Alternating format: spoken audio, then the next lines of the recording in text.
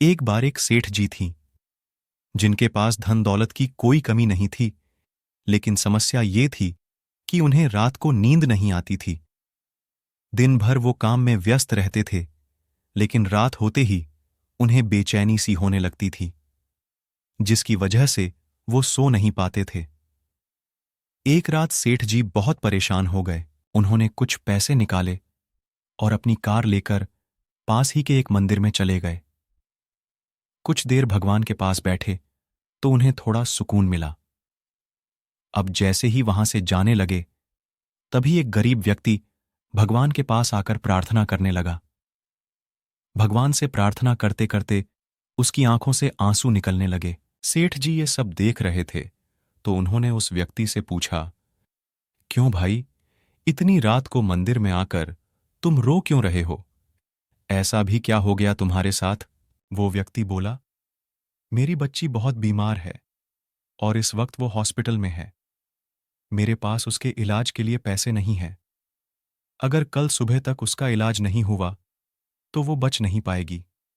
अब भगवान के सिवा मेरे पास कोई और उम्मीद नहीं है। उसकी बातें सुनकर सेठ जी का मन दुखी हो गया।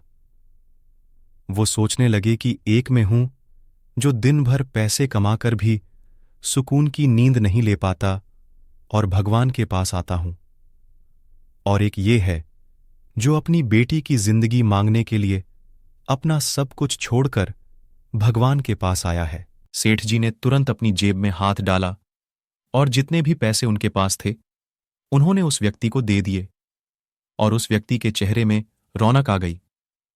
सेठ जी ने अपना कार्ड निकाल और कहा कि अगर कुछ और भी जरूरत हो मुझे जरूर बताना, लेकिन उस व्यक्ति ने कार्ड वापस कर दिया और सेठ जी को बोला कि मुझे इस पते की जरूरत नहीं, क्योंकि मेरे पास उसका पता है।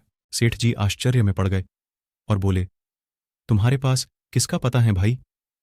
गरीब व्यक्ति बोला, उसी का जिसने इतनी रात को आपको यहां मेरी मदद के लिए भेजा। सेठ जी मन ही मुस्कुराने लगे।